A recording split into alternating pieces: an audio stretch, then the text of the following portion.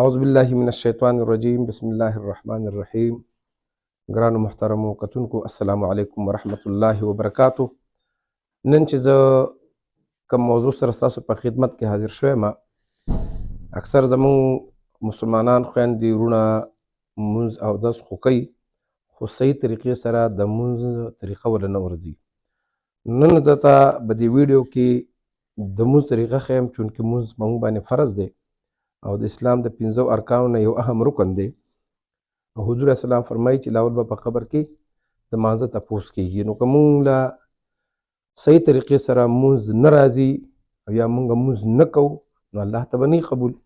د ټول نه مخکې به دا وپېژنو چې مونځ کې فرایض څو دي، څه د مونځ دپاره شرایط څه دي، ضروري خبرې څه دي چې دغه خبرو باندې تعامل ونه کړي ستا مونځ به نه کېږي. اکثره زموږ خویندې وروڼه چې دي، مشران چې کوم دي، خصوصا یا زنانه چې دي، د هغوی د رکوع د سجدې پته نه لګېږي. دا ورته پته نه لګېږي چې څو ځل قل اعوذ برب الفلق ووایم، څو ځل سبحان ربي العظیم ووایم، څو ځل سبحان ربي الاعلی ووایم، قومه څه ته وایي، سجده څه ته وایي، دغه جلسه څه ته وایي. نو داسې دا مختلفې خبرې دي، الفاظو خبرې پکې دي، یا مونځ په څه سره خرابېږي. نو دا نننۍ ویډیو ډېره اهمه ده، هر مسلمان باندې لازم ده چې دا یو بل سره شریکه کړي. نو لاول زه تاسو ته خبره وکړم چې په مانځه کې 14 فرایض دي، شرایط چې کوم دي 14 دي، فرایض دي چې په دې کې یوم کمی نو دې سره به بیا ستاسو مونځ نه کېږي. په 14 کې 7 فرایض چې کوم دي هغه د مونځ نه بهر دي او شپږ په مانځه کې دننه دي. کوم چې د مونځ نه بهر دي هغه څه شی دي چې لاول فرایض کې لاول فرض چې دی هغه نیت دی. نیت څه ته وایي؟ نیت دې ته وایي چې دا مونږ کوم پښتانه وایو نیت مو غره د خلاص او 4 رکعاته فرض مونځ کوم او خاص خدای تعالی را مخ مې د کعبې شي، دا ضروري نه ده. د اراده چې کومه ده، د زړه قصد چې کوم دی، تا چې اراده وکړه مانځله بس دا ستا نیت دی. ستا زړه کې الریډي خبرې چې زه 4 رکعاته فرض ته ودرېږم یا 4 رکعاته سنت ته ودرېږم یا 2 رکعاته فرض ته ودرېږم. دویم چې دی پاکوالی د بدن دی، بدن به دې پاک وي، پلید به نه وي. پاکوالی د جامې دی، جامه به دې پاکه وي. پاکوالی د ځای دی چې کوم ځای باندې ته مانځه ته ودرېږي هغه ځای به پاک وي او قبلې طرف ته به دې مخ وي. په خپل وخت باندې مونځ کول دا فرض دي. او عورت چې کوم دی، ستر د عورت چې د نارینه د نامه د غوټۍ نه تر پنډۍ پورې دی، د زنګون د سترګې پورې او د زنانه ټول بدن دی. نو نن به زه تاسو ته د نارینه د مونځ طریقه ښیم.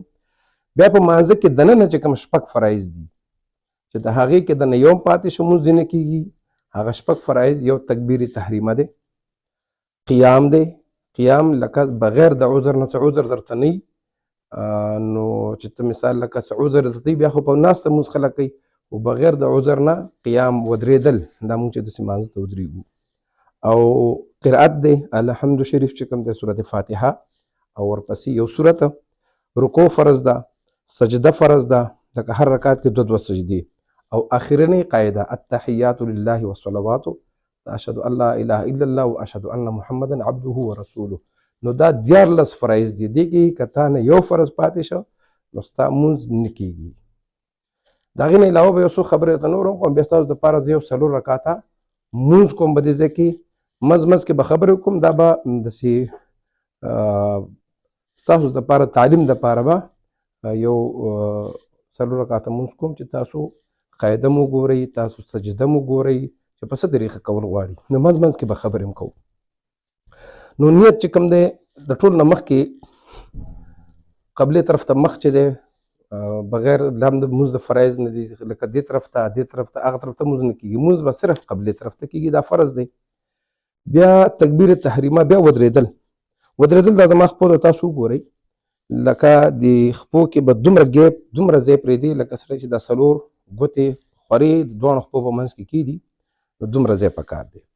بیا د هغې نه پس تکبیر تحریمه دا چې فرض دی، لکه ځای هم پاک دی، جامه هم پاکه ده، بدن هم پاک دی، ستر د عورت هم دی، نیت مې هم کړی دی، وخت مونځ هم هر څه برابر دي.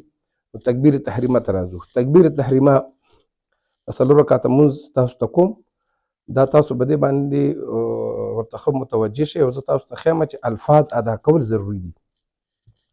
نو موږ به لاول کوو الله اکبر. نو الله اکبر چې کله مونږ کوو نو لاول دا پام وساتئ چې ستا دا دواړو لاسونه به نارینه د غوږونو پورې پورته کوئ. ضروري نه ده چې دا یې د غوږونو سره ولګوئ، غوږونو پورې پورته کړه او ستا د دې دواړو لاسونه دا ورغوي چې کوم دي د دې مخه به قبلې طرف ته وي. لکه الله اکبر، سبحانك اللهم وبحمدك وتبارك اسمك وتعالى جدك ولا إله غيرك. أعوذ بالله من الشيطان الرجيم. بسم الله الرحمن الرحيم.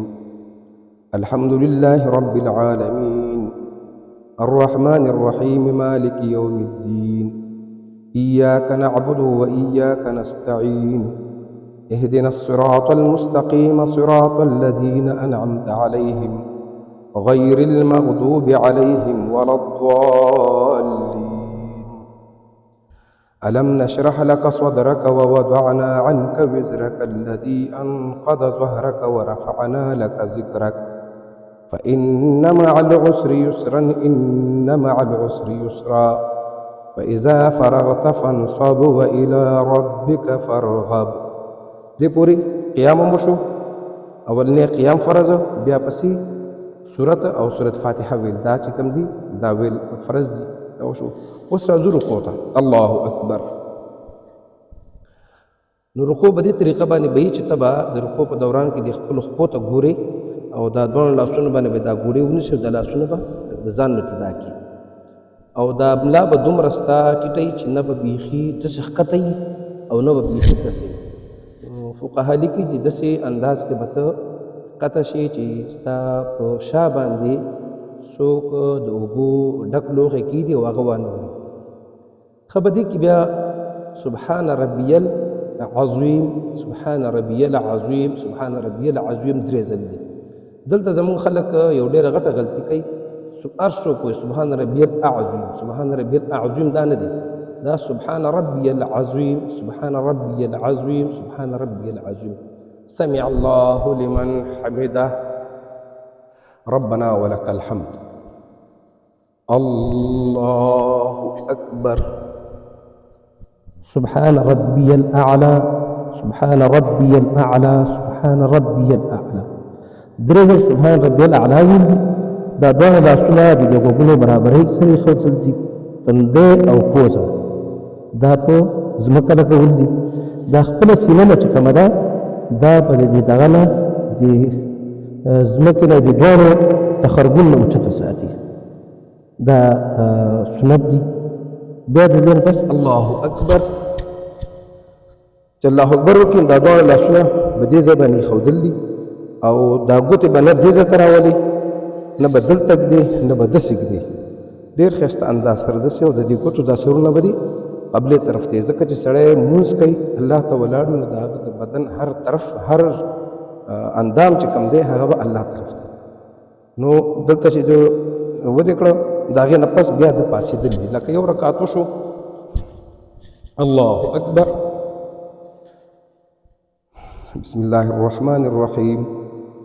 الحمد لله رب العالمين الرحمن الرحيم مالك يوم الدين إياك نعبد وإياك نستعين اهدنا الصراط المستقيم صراط الذين أنعمت عليهم غير المغضوب عليهم ولا الضالين. قل هو الله أحد الله الصمد لم يلد ولم يولد ولم يكن له كفوا أحد. الله أكبر. سبحان ربي العظيم، سبحان ربي العظيم، سبحان ربي العظيم. سمع الله لمن حمده ربنا ولك الحمد. الله أكبر. سبحان ربي الأعلى، سبحان ربي الأعلى، سبحان ربي الأعلى. الله أكبر. الله أكبر. سبحان ربي الأعلى، سبحان ربي الأعلى، سبحان ربي الأعلى. الله أكبر. دا أولاني قاعدة شو نو دې کې به د مازه آدابو کې دا دي چې قاعدې په دوران کې به دې خپل سینې ته ګورې او دلته زمونږ پښتانه اکثر هر څوک کوئی التحیات لله التحیات نه دی التحیات نو دلته به تشهد وایو اشهد ان لا اله الا الله واشهد ان محمدا عبده ورسوله پورې او دا چې کوم دی اولنۍ قاعده دا واجب ده التحيات لله والصلوات والطيبات السلام عليك أيها النبي ورحمة الله وبركاته السلام علينا وعلى عباد الله الصالحين أشهد أن لا إله إلا الله وأشهد أن محمدا عبده ورسوله أولني قاعدة وشو جابا دريم ركعت تباسيكي الله أكبر بسم الله الرحمن الرحيم الحمد لله رب العالمين الرحمن الرحيم مالك يوم الدين إياك نعبد وإياك نستعين اهدنا الصراط المستقيم صراط الذين أنعمت عليهم غير المغضوب عليهم ولا الضالين آمين الله أكبر ندا درم رکعت د تش رکعت دیته وي دې کې صرف سورې فاتحة ویل شي سورت ورسره یو ځای دا تش رکعت ده سبحان ربي العظيم سبحان ربي العظيم سبحان ربي العظيم سمع الله لمن حمده ربنا ولك الحمد الله أكبر سبحان ربي الأعلى سبحان ربي الأعلى سبحان ربي الأعلى الله أكبر الله أكبر سبحان ربي الأعلى سبحان ربي الأعلى سبحان ربي الأعلى الله أكبر بسم الله الرحمن الرحيم الحمد لله رب العالمين الرحمن الرحيم مالك يوم الدين إياك نعبد وإياك نستعين اهدنا الصراط المستقيم صراط الذين أنعمت عليهم غير المغضوب عليهم ولا الضالين آمين الله أكبر سبحان ربي العظيم سبحان ربي العظيم سبحان ربي العظيم سمع الله لمن حمده ربنا ولك الحمد الله أكبر سبحان ربي الأعلى سبحان ربي الأعلى سبحان ربي الأعلى الله أكبر الله أكبر سبحان ربي الأعلى سبحان ربي الأعلى سبحان ربي الأعلى الله أكبر دا آخري قاعدة ده آخري قاعدة چې کومه ده دا فرض ده نو دلته به التحيات لله وایو او دا به دې کې بیا موږ سلام اړو اولنۍ اشهد ان لا اله الا الله واشهد ان محمدا عبده ورسوله پورې ویله نو دا اوس آخري قاعده ده التحيات لله والصلوات والطيبات السلام عليك أيها النبي ورحمة الله وبركاته السلام علينا وعلى عباد الله الصالحين أشهد أن لا إله إلا الله وأشهد أن محمدا عبده ورسوله اللهم صل على محمد وعلى آل محمد كما صليت على إبراهيم وعلى آل إبراهيم إنك حميد مجيد اللهم بارك على محمد وعلى آل محمد كما باركت على إبراهيم وعلى آل إبراهيم إنك حميد مجيد اللهم ربنا آتنا في الدنيا حسنة وفي الآخرة حسنة وقنا عذاب النار خدلت من طول داق يو دعاء ويدلت دام دعاء بلش ربنا تقبل منا إنك أنت السميع العليم وتب علينا إنك أنت التواب الرحيم رب اجعلني مقيم الصلاة ومن ذريتي ربنا وتقبل دعاء نو چې کله مونږ دا دعاګانې ویل د هغې نه پس به سلام اړو السلام علیکم ورحمة الله السلام علیکم ورحمة الله دې سلام کې به ستا نیت کې ذهن کې به دا خبرې چې زما په دواړو اوږو چې کوم فرشتې ناستې دي کرامن کاتبین چې ورته لیکي زموږ اعمال لیکي په هغې د سلام وي. زما چې ښي لاسته کم جنات دي یا مسلمانان دي په جومات کې مونځ کوي نو دا هغې طرف په هغوی د سلام وي. که مې بېشه د الله معاف کړي دلته دا کوم مونځ چې ما تاسو ته وکړو دا ګورئ ځان له چې سړی مونځ کوي، ځان له انفرادي ځان له مونځ کوي نو دا هغه مونځ دی. اوس که ته چېرته په امام پسې ودرېږي نو هلته به صرف که اول رکعت نه الله تکبیر تحریمه سره ته شریک شوي نو سبحانک اللهم وبحمدک دا ولا اله غیرک پورې ووایې بیا به چپ شي. په امام پسې قرأت نشته. بل چې کوم دی ځان له امام پسې ودرېږي نو یو خو به چپ ولاړې، بل که چېرته ځان له مونځ کوې نو د اولني رکعت کې صرف ثنا ده سبحانک اللهم وبحمدک د ولا اله غیرک پورې، او نورو کې بیا وروسته د هغې نه پسه نور دغه نشته دی چې تا مثال لکه اوس په هر رکعت کې پاسېږي او سبحانک اللهم ووایي نو په امام پسې به چپ ولاړې، ځکه د الله حکم دی وإذا قرئ القرآن فاستمعوا له وانصتوا، چې کله قرآن ویلی کېږي نو فاستمعوا له هغې ته غوږ ونیسه وانصتوا او چپ اوسئ. نو دا کوم مونځ چې ما تاسو ته وکړو دا ځان له څوک مونځ کوي دا د هغې طریقه ده. امام پسې به داسې کوې. خدای کې بعضې کسان به وایي چې امام چې اوس تیز مونځ نه وایي نو بیا خو پکار دی چې موږ ووایو نه هغې کې نشته.